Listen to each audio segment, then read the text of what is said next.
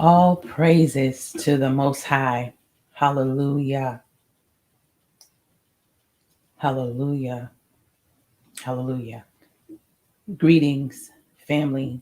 Welcome to another video in reference to make you think. The topic is what Africans and Indians have in common. This topic was actually brought forth this morning in my lineup, I would say, because I shared recent time about the different tribes that are in, Africa, such as the Khans, the Shantae, which you would say also the Egyptians, the Israelites, the Bantus. So this area topic, I don't want to put forth as though I am an expert in the sense of that I've done thorough research, but I just want to touch, I believe, on the surface as what, I feel has surfaced within me to share and to have one go deeper, to have a pathway for even more clearer understanding and revelation. And if you hear some, what you would say, like noise, right behind my house, there's a house roof is being worked on. And so please excuse that if you do hear it. My microphone is quite sensitive. So, what led me here this morning in so many ways was a video that I saw by a brother who has put out numerous of videos. Um, and he is actually is a native to America, and I want to say his name is Kurubi. I'm sorry, Kuru Akurumi. Oh, Akurumio. Okay, and love his work. I'll share his link, and you all could, check it out accordingly. The Most High give you leadway.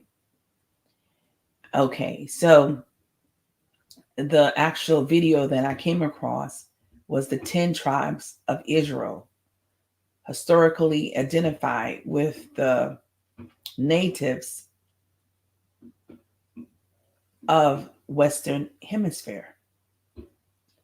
And which, of course, there are a lot of people who have woke up to the truth and say that who we are as the Israelites, and coming to find out that according to customs of a lot of the natives, which, considered to be Indians here in America, carry forth, some of the customs of what the Bible says accordingly, and just how one, arrived there according to the pathway I would say that you're on. Um, there's a book, of course, in the Bible. I want to say it's Ezra that points out that our people, after leaving Assyria, there was a timeline where they left and came, in a distance away from others that were part of our 12 tribes, and went further, in which, one say, okay, that has to be America.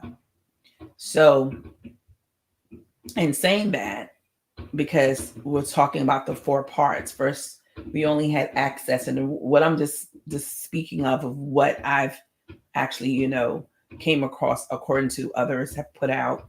So the storyline about the three parts which was given to Noah's 3 sons. And then there was a fourth part. This is what, has been put out there.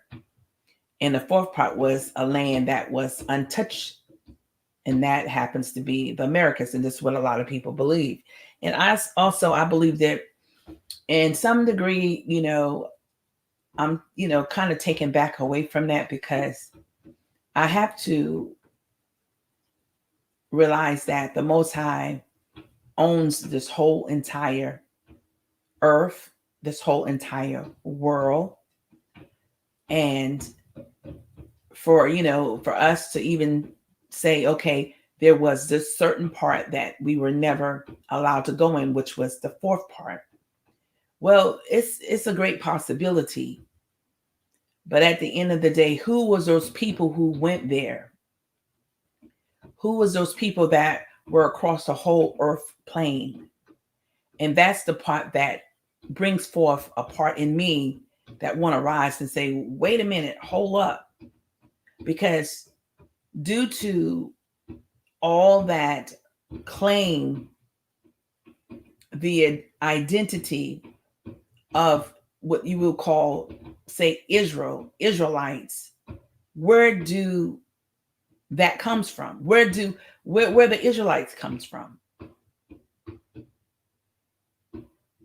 So many people want to separate the Israelites from were actually people that on the continent of Africa, and then coming into America. So I could go and say, well, the Mexicans, what we have in common with the Mexicans, what we have in common with a lot of other nationalities.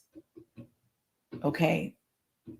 But the truth, what I am understanding is that it all point back to the continent of Africa. Okay. Now, reason why I say that is because even with the Indians, there have ones have had DNA tests done, and they have more African percentage of DNA. They link back with African tribes from Africa. Well, who are those Africans? As I understand it and know it, they linked to what, say, the Bantus, the Egyptians, the Akans, the Ashantes, the Ewe, the Ga. I could go on and on, family. The Zulu. I can go on and on.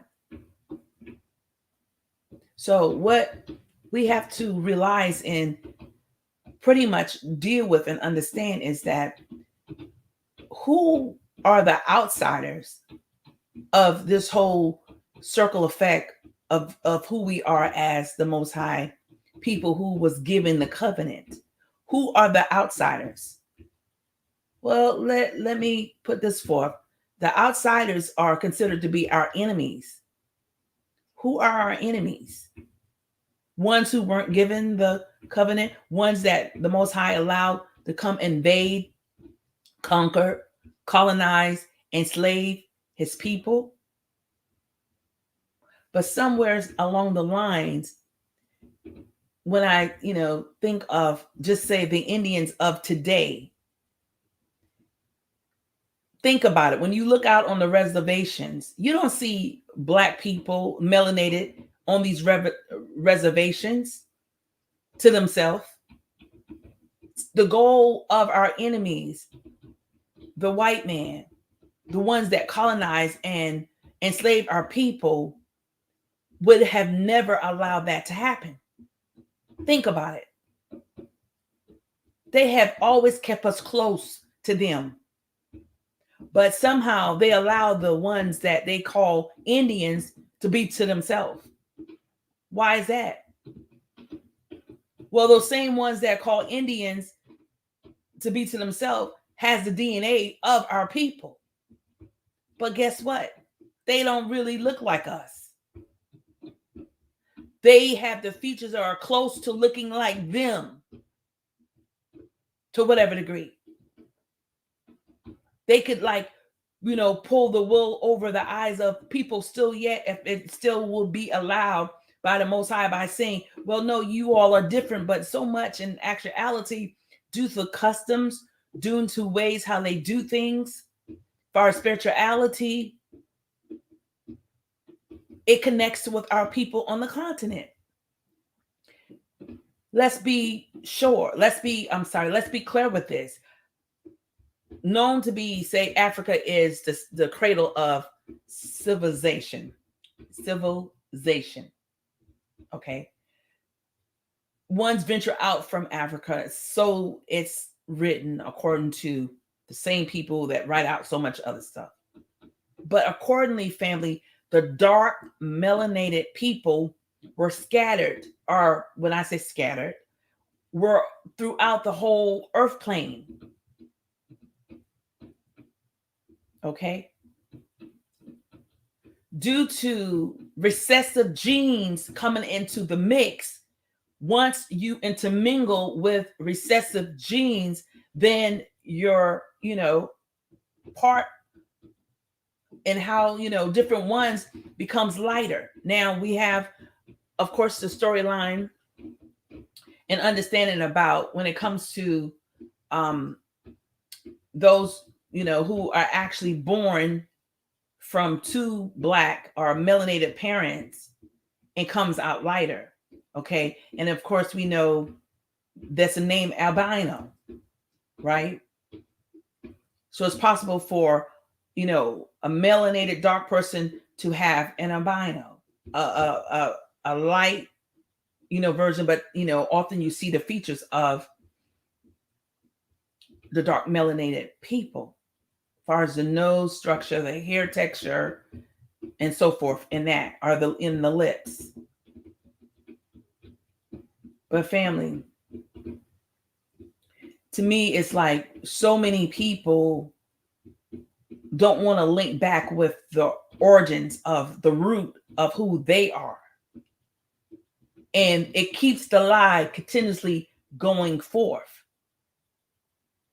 So I would say soon, one day, the Indians that call themselves Indians, which are not Indians, that's just a name that was given.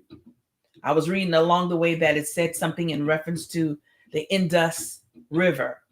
So that's where the name originated from. Say Indian. Okay. There is an article that I'll read a little bit on this, and that I came across. It says the origin of the word Indian, pertaining to American Indians. Do you know that the true origin and meaning of the word Indian as it pertains to American Indians? Many people have argued that American Indian is not the correct term for our people who are originally inhabitants of Americas. Many assume that the word Indian comes from Christopher Columbus being lost at sea and him believing he was in India. Okay, let me go down a little bit further. But the true history of the origins of the word Indian has nothing to do with India or its people, but it originates with our indigenous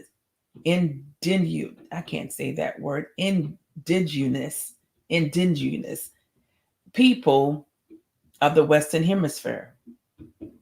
What India knows by its original people as the Indies are the India prior to 1492. No, India was not the true name as used by the people. Okay. And this is like they said the names of which, say 1400s. They actually lining up the Latin India region of the Indus River, later used in the region and beyond from the Indus River. So often with ones when they, of course, give a name, it sticks. And if you don't try to, get the truth behind it, seek for truth, all right, then you live with that. And then you are just, pretty much live through life think and such, as a storyline about Africanus, that Scipio Africanus was the founder of Africa. That's a lie. When I went to research about Africanus, well, the whole thing about Scipio Africanus, African was at the end of his name, added to the name, but his father name wasn't Africanus. His father name was, I want to say it was Scipio. Yeah. Last name. So don't you follow the last name of your father? They just attached that to his name to give him that leadway, a right to say he found or discovered somewhere. But when you go and dig deep within Africa, under getting the understanding of Africa and Afri people, then you understand why Africa was called that. So we live so much in a moment in time where we live by what we have been taught, and we don't go deeper, we don't seek, and we just stay in that lie, and that continues to lie. So even by them, being called Indians,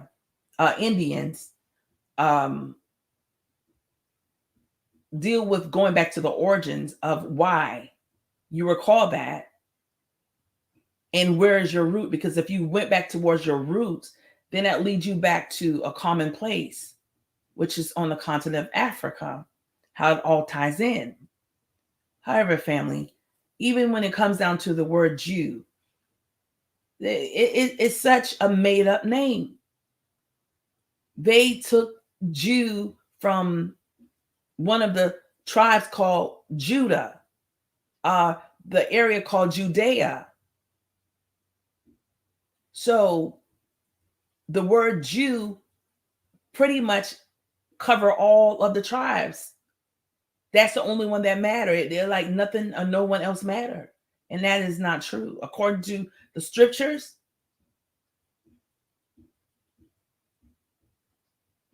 so let's just go run deep as deep could be. Okay. So I just want to give you that account. I'm going to play a little bit of this right here. Let me see if I have anything else. Let's see here. Let's see.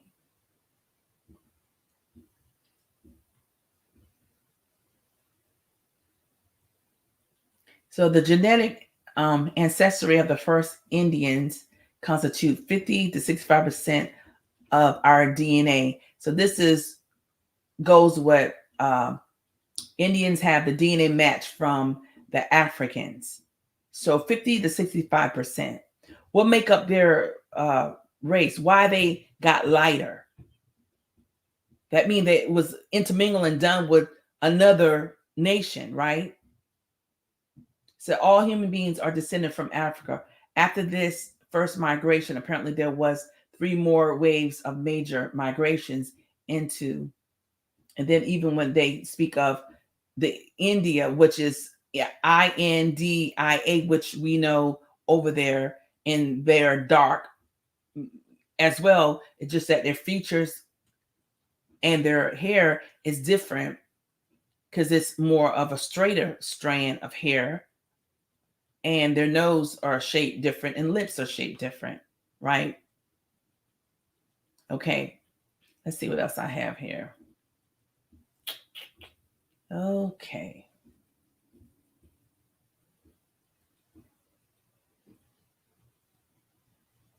So that lie just keep going on about Christopher Columbus.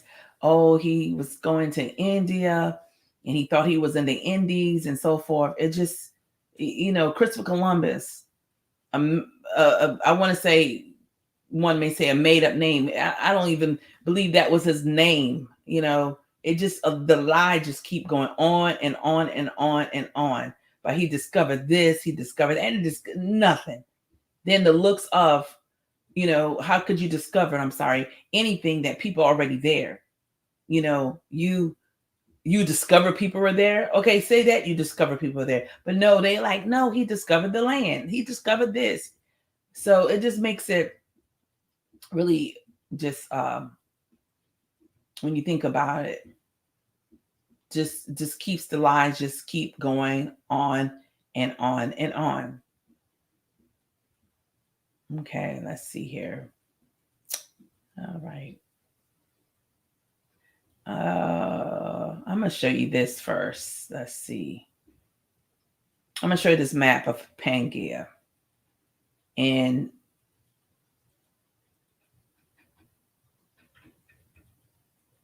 how it's so easy that we don't really know. We really don't know, family, how this earth looks, other than what our enemies have provided for us, you know? And it's sad. Let's see if you see what I see. Nope, you don't see anything that I see. Let's try it again.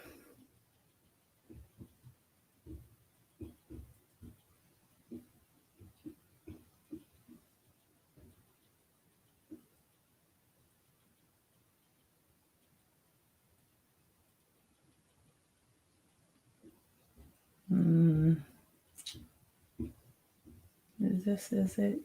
I don't know. Let's see. Okay, I think this is it. Let's see. Yeah, okay. So I'm just going to open this up a little wider here.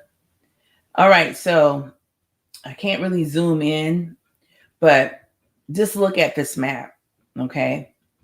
Now, this is actually before the continents. This would be considered the supercontinent, and before the continents separate.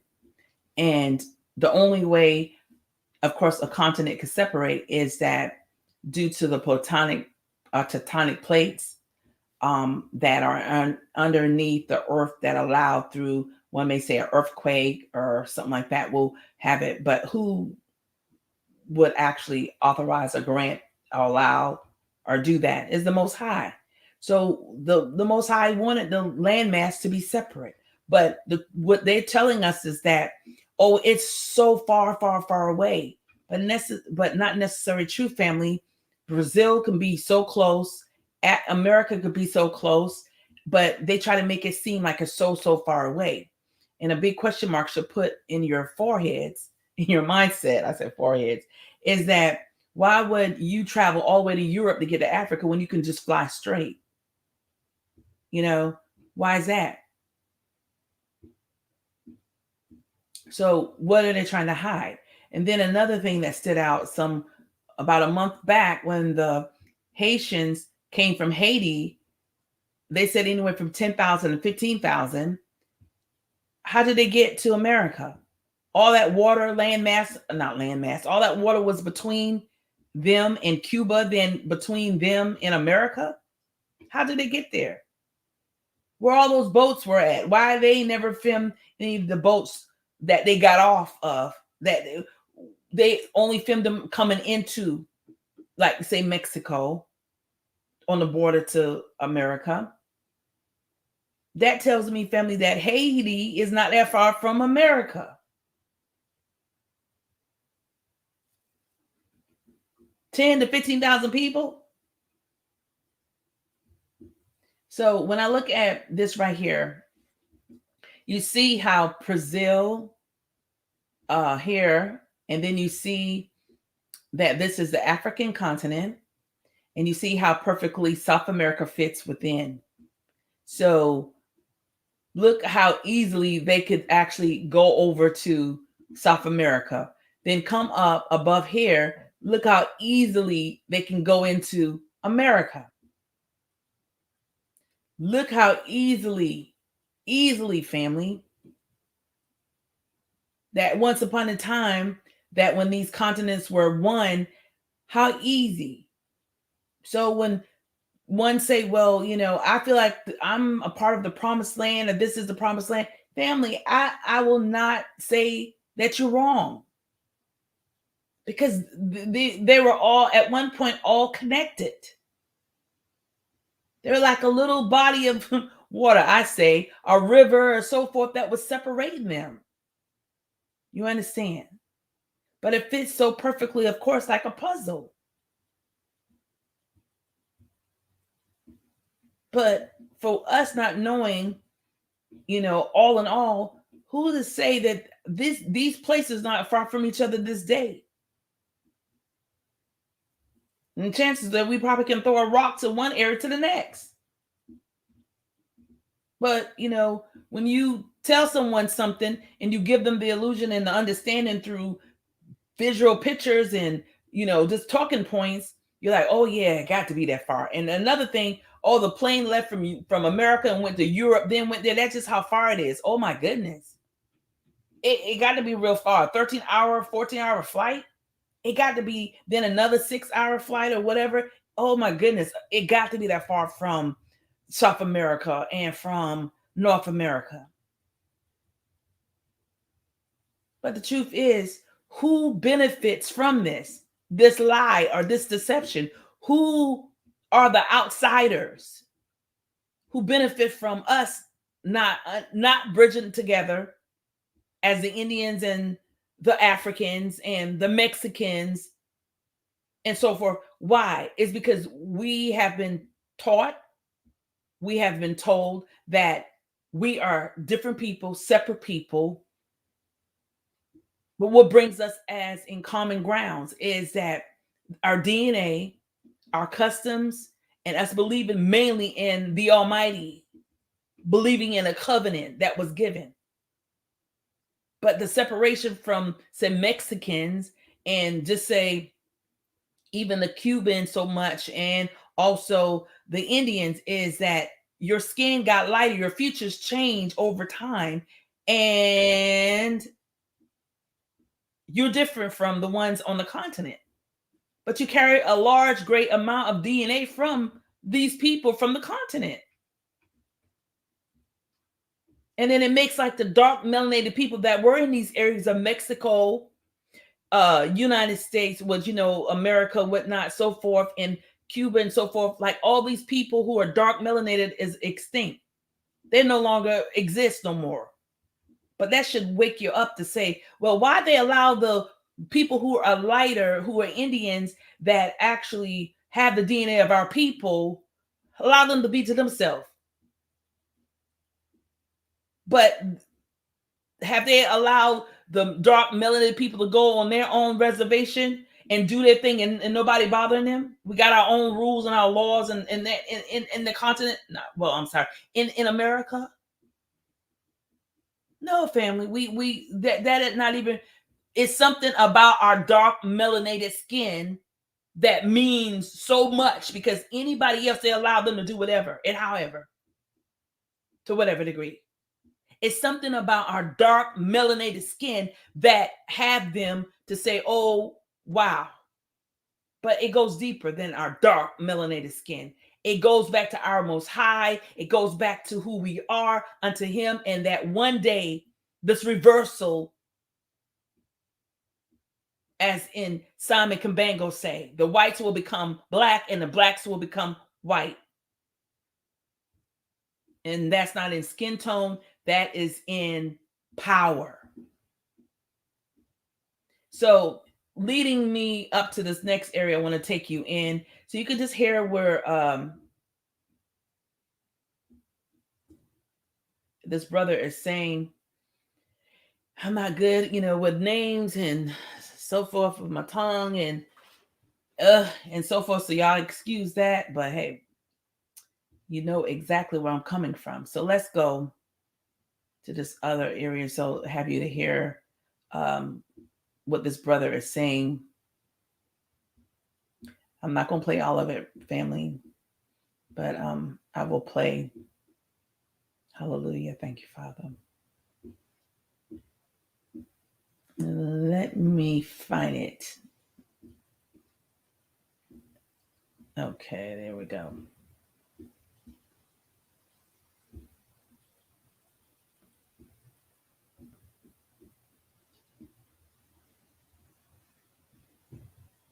Okay.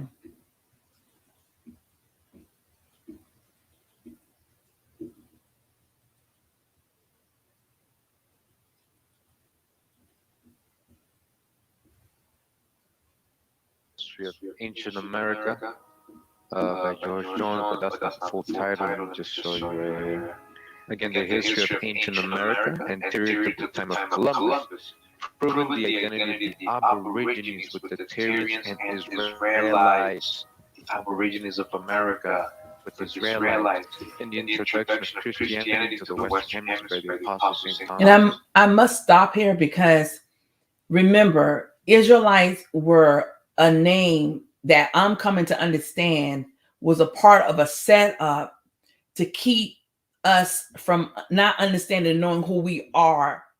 They forgot to understand that people with custom one day when they would begin to talk and share things through the grand, great, big internet, we'll know that we have more in common than not in common.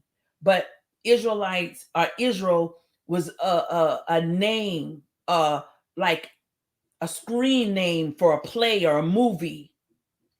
You understand? So for these people who have written this book back, I want to say it's back in 1813, they were still a part of the phenomenon of claiming all this, even when they talk about the Jews, all that made up to keep people from actually being in the truth or getting to the truth. Let's continue. By George Jones. All right. And we're going to go to chapter 2 of this book.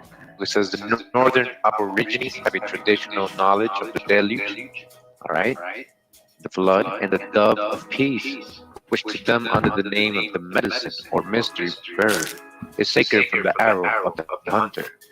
They have their Ark of Covenant, all right, so the Indians have an Ark of Covenant, again, in which is deposited some mystery, seen only by the priest of the tribe.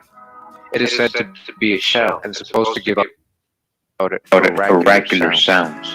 This is an analogy to the book of the laws placed in the Ark of Covenant by Moses, preceding his death on Mount Nebo, Utah. All right, check it out. Moses in America. Okay, so again, the covenant, art of the covenant. So far I've heard people in South Africa, which is the Limba, said they have, access to the art of the covenant, which ones have did research on that and try to line it up with some drums. Okay, you have the people from Kenya who says that they have access to the art of the covenant. The Ethiopians say that they have access to the art of the covenant. But it was more so of what the limber was speaking of, or ones that were speaking surrounding the limber.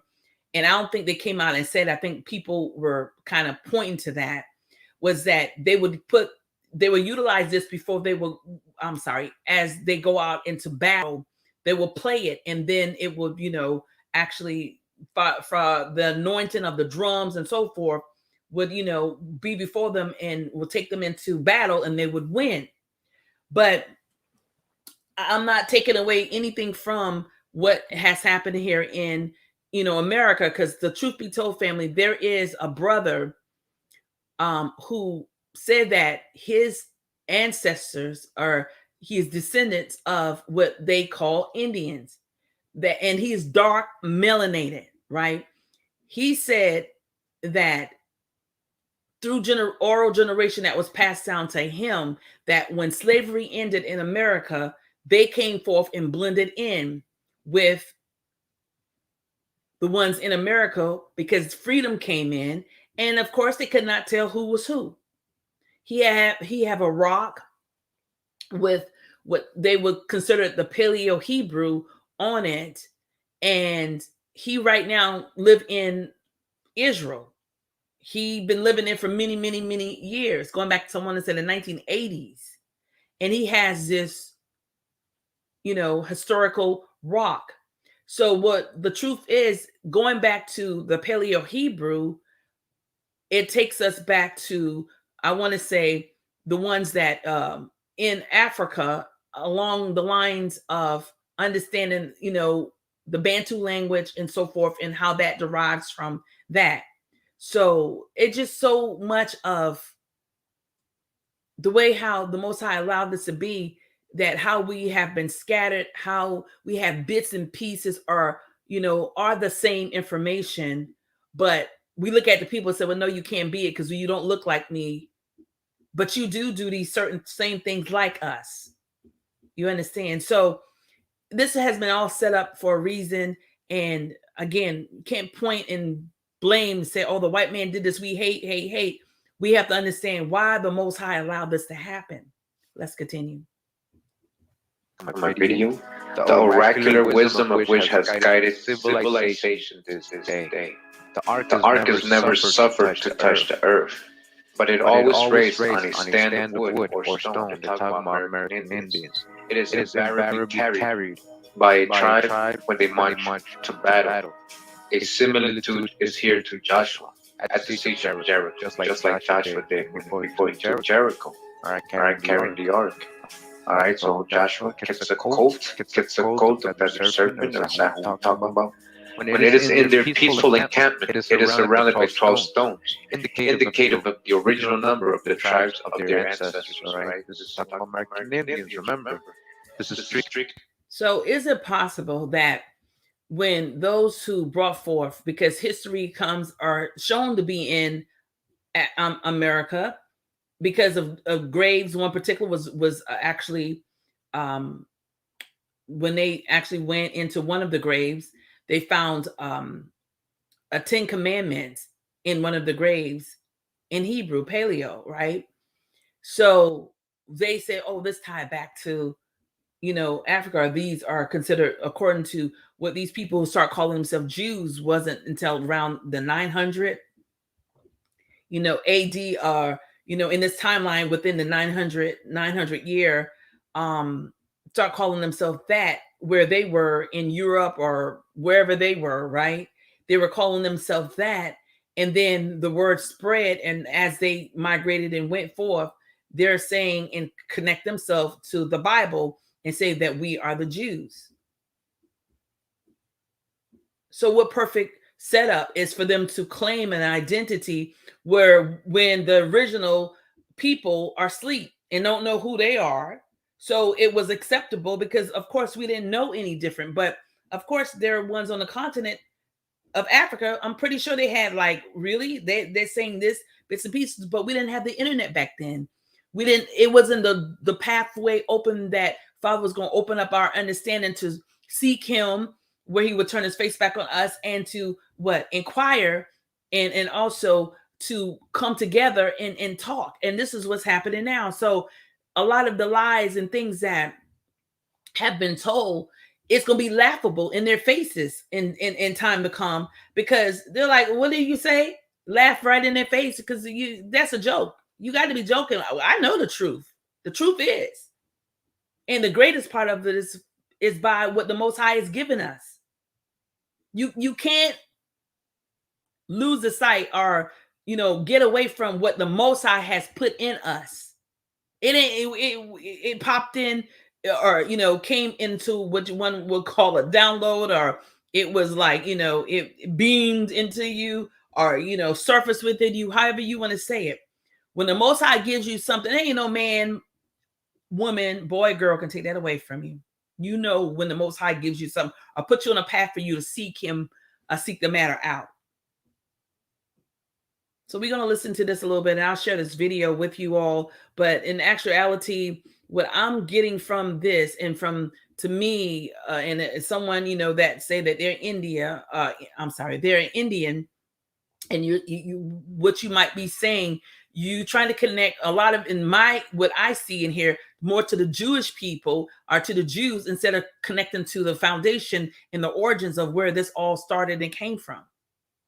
Because the DNA that you may show of a European is small percentage or whatnot, compared to your 50 or 60% that you show of the origin of the people from the continent of Africa that was here, that intermingled with the Mongolians or whoever else. And that's how it became another whole, what you would call a race, or of people that don't look like the original people. Because if you look like dark melon people with woolly hair, you wouldn't be on no reservation by yourself, unless, like I said, the Most High opened that pathway. But I said this yesterday, there was a line drawn in the sand, the separation of those who dark melanated woolly haired people, and the ones that were, near white, or so forth. ones were able to do things that the dark melanated woolly haired people could not do. And what was the idea of these dark melanated woolly haired people was their skin color, was their features. No matter where they were and where they, went, they always had a spotlight on them, on us, no matter what. I've heard stories of people go many places throughout the earth and they say, well, they've been treated a certain way, and not because of something they did, it's because of the color of their skin. It's what they actually bring forth. That's their ID identification before they even say anything. When they see, they're like, okay, there go one right there. Well, then when they listen to and hear them talking, like, well, where are you from? And you might get treated a little differently depending on where you're from. But ones of America and the UK and so forth, Cuba and so forth, those slave ships, where their slave ships went, immediately, as I understand, is a different treatment. Let's play this a little bit more here, family. But I believe I made my point. An analogy with the 12 statues, probably rude blocks of stone, erected by Moses around the altar of the covenant to personify the 12 tribes of Israel. Joshua also, after the passage of the Jordan, erected 12 stones in his encampment at Gilgal, and the same number in the river at the place of the passage. They select their medicine men. All right, again, back to the Indians. They select their medicine men, example priests or prophets, from among a portion of the tribe, not warriors. Here is the custom of the Levites or descendants. And see, this is where it kind of bear off from the African traditions and understanding. They know that the Most High picks who he wants to be the king, the priest, and so forth. So again, so many similarities and so many things we may have in common. And family, I'm just feeling just to let this actually the last, what I just played of this video, let that be the last part of this video. I'll give you the link and you can actually view it. But I just want to give you a touch of this, okay? So let me go and play a little bit of this next video, then we're going to close out.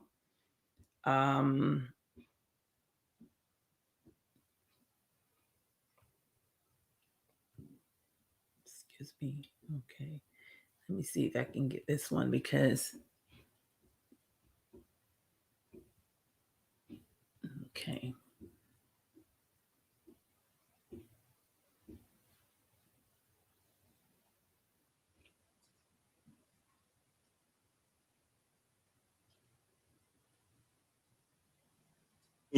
On the other side of the... Okay. I might have to back that up a little bit more, and you didn't get it. Hallelujah. Thank you, Father. Okay. Let's see if I can get this.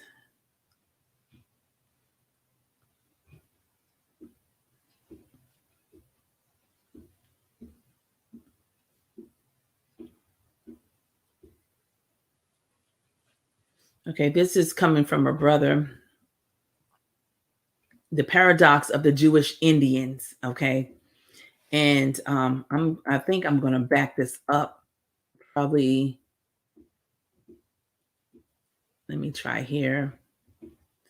And it says the religion and race in the Colonial campus. Okay. And this is by Craig Stephen Wilder. And he is actually is coming out of Brown University. Okay. And I'll share this to you because I'm not going to play much of this. But I believe this is close to where I want to. That corresponded to their spiritual fortunes. Speculation about the natural destinies of varied populations of people were the beginning of a re-envisioning of Europeans' relationships to all the people of the earth. And the conquest of Native American nations and the rise of the African slave trade were early and continuing accelerants to this process. Race-making in the Atlantic world, in short, was not a project, but it was, in fact, a series of consequences. Ideas that explained and legitimated the enslavement of Africans were also deployed to justify the uprooting and destruction of Indian nations, and then moved unbound through Western thought. Intellectual assaults upon colored peoples informed Christians' responses to all subject peoples. The century-long descent of the Indian in the English mind, for instance, from lost Jews destined for Christianization and assimilation to a savage and inferior race fated for extinction, was one branch of a body of social ideas that transformed the intellectual and institutional cultures of Europe and the Americas. Those ideas had histories. Christians believed Indians to be a lost tribe of Jews. Catholic missionaries in the Spanish colonies, like their Protestant peers, felt compelled to address the lineage of Indians, which had consequences for Christians' relationships with Native America. Early Spanish invaders looked for resemblances between Indian cultures and Judaism, and commonalities between indigenous languages and Hebrew.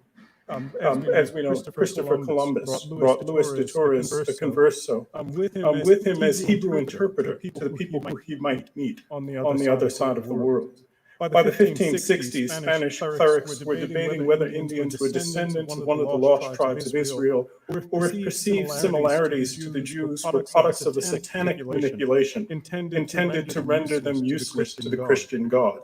Protestant colonialism brought equal enthusiasm for discovering the Jewish origins of Indians. In his mid-17th century description of New Netherland, the Dutch lawyer Adrian van der Donck admitted that the theological pressure.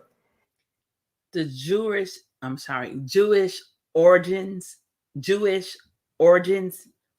that they see in the Indians, no, that comes back and point back to the continent of what? Africa. Ones that were here that migrated from Africa. However, at the timeline of the Most High and how he did it, had already the customs of all what we understand today. So these people who became a lighter race of our people, because they got the DNA of the Africans, they see themselves as to me, as being separate. So how to muddy the water? Bring in the word Jew. Bring in the word Indian. Instead of linking back to the continent. Let's continue. If Christians were unable to reconcile the existence of Native Americans with biblical narrative, then, quote, the doctrines of the Holy Scriptures would be subverted and ruined. Several years earlier, Domine Johannes Megapalensis, whom the patroon Kilian van Rensselaer had brought to Rensselaer to New Netherland to minister to the Rensselaerwick colony in 1642. Megapalensis encountered an elderly Indian woman who was likely Mohawk and who repeated part of the Iroquois creation story, which included, in fact, the story of a divine feud between two brothers. Domine Megapalensis took this as a variant of the story of Cain and Abel, and further evidence of the Jewish heritage of the Indians. The Puritan divine John Eliot explained his fascination with Native Americans as in part of. So, family, what I'm also, getting is that through this all in all, the Bible in so many ways, in so many far as what's written in it, you may not have thought of this, but I have, that it's an account of two different sectors of people in two different areas of things would happen, because a lot of people believe that a lot of things that are written in the Bible, such as the location, is in America. You understand? But when I showed you the map of the Pangaea map, you see how close we were, how we were connected to Africa, America connected to Africa. As in, far as not only say demographic, but far as the landmass, how it was before the continents got separated. Let's continue. Product of his hope to quote, that I might find under what covenant and promise their forefathers lived. Eliot speculated that they were descended from Shem, or in other words, he incorporated into the story of the curse of Ham or the curse of Canaan. Other Puritan ministers pointed to a tendency to speak in parables as the link between Native Americans and European Jews. A critic of colonial Indian policy and the founder of Rhode Island, the Reverend Roger Williams, also saw parallels between Jewish and Indian cultures, including the anointing of heads and the exchange of dowries for wives. Rabbi Menashe and Israel's treatise on the Jewish. So when did the Jewish people do dowry for their wives? I have never seen that or heard that of their supposedly customs being Jewish. And does the Indians do that too? He's saying that.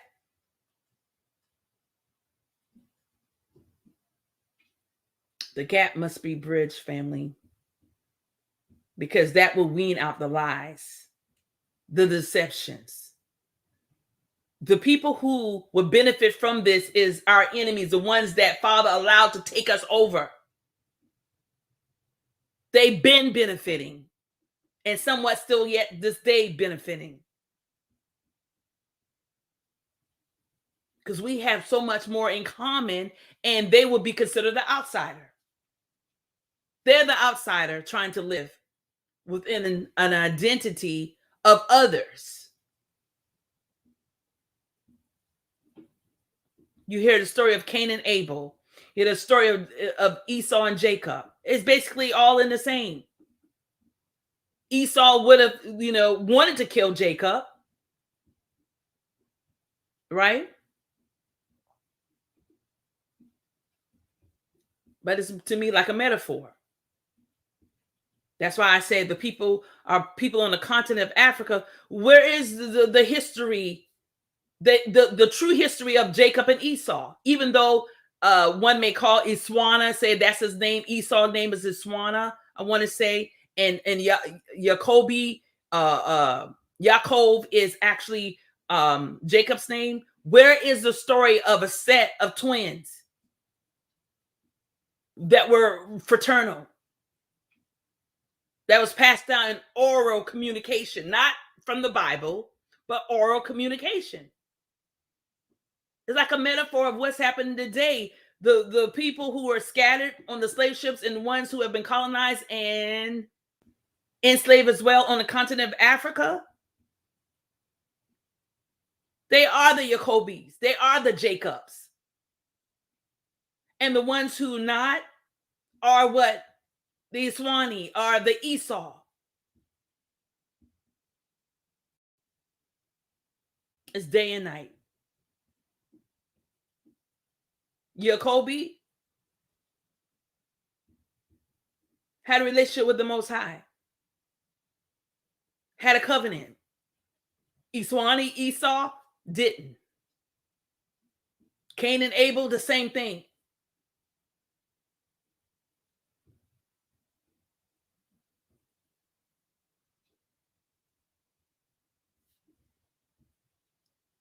Ancestry of American Indians validated this Christian obsession. The essay repeated the 1644 testimony of Aaron Levi to the Sephardic rabbis of Amsterdam. Levi said that he had encountered Indians in the Cordilleras Mountains of South America who revealed themselves to be Jews who knew the Torah and who traced their lineage to the tribe of Reuben. Thomas Thurgood, the Puritan minister, seized upon this. So South America. Okay. So when people see the charts of the 12 tribes from, what one say the camps and so forth and that, well, you have ones on the continent of Africa and say, well, we are these people too. Are we these people? And it's a venture out of, an extension of, we're not exempt, or we're not extinct here.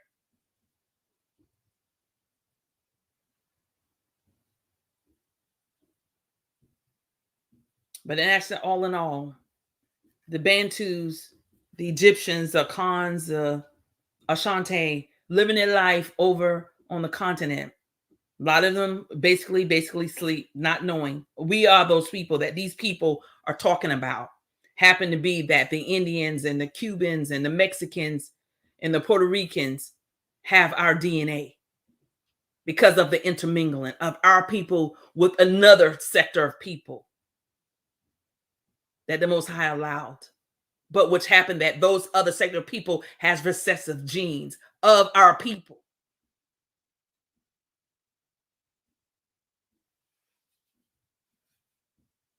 I'm going to stop right there. I'm going to share this link. You all welcome to view it. Now, with the first video I shared in reference to where he's talking about the 10 tribes of Israel, there's an area where it was saying that they, were practicing things from the Bible without even knowing the Bible even exists to whatever degree. And that's the same thing that our people have done on the continent of Africa as well. But what we tend to do is we tend to make it seem like the people who are the original people is extinct.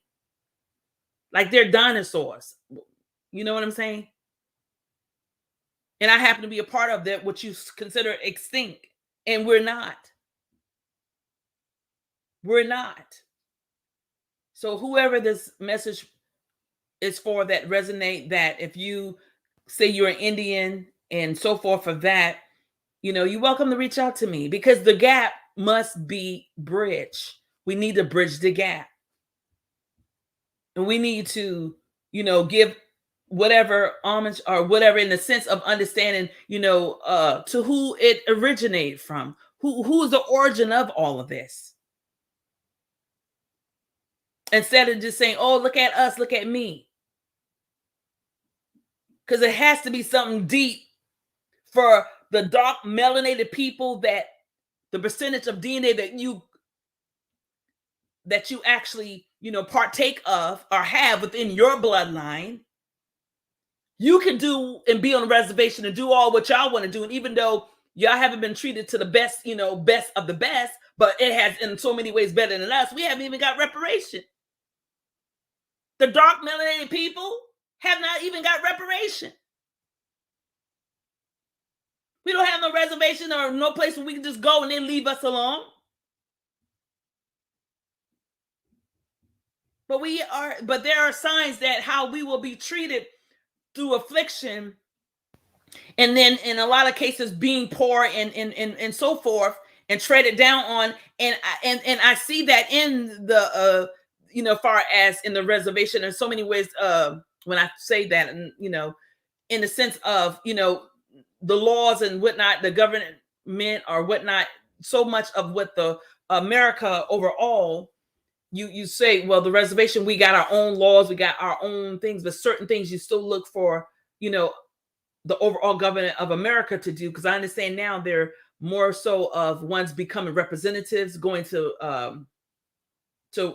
Washington, D.C. and representing the different places. That's what I understand. If I'm wrong, I apologize.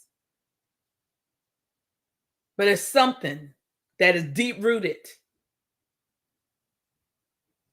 And I believe to know that because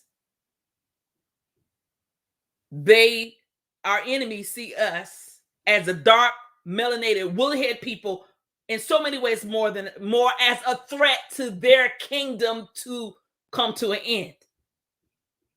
Ones that has, in so many ways, look close to them or near them, they don't see that as much of a threat because they have sold a storyline to those ones. Oh, we're not far from each other. Look at us. Look at you. But them dark, woolly head, melanated people, no, they must stay where we can keep our eyes on them. They going to have what again? I know some people bought some land, I think, out of Georgia. I don't know how many acres of land. You don't think they're going to have their eyes on them? Oh, we're going to have our own community. We're going to do this and do that. Oh, no, you're not. Till the Most High comes back to restore, redeem, and regather us, family, their eyes going to be zoomed in. They're going to always have a way to make sure that they try to keep us in check, because that's a part of what the afflictions. That's a part of our curses that is coming to end. Well, family, that's all I have, I believe. I'll share the link of these two videos, and I pray that someone, whoever it is, whether it's one or many, you're welcome to reach out to me at Yah Royal Family, and I'll share that in this also description as well, because we need to bridge the gap. We are more so one people, and the outsiders are constantly trying to keep us separate, but we're not separate. We really are one.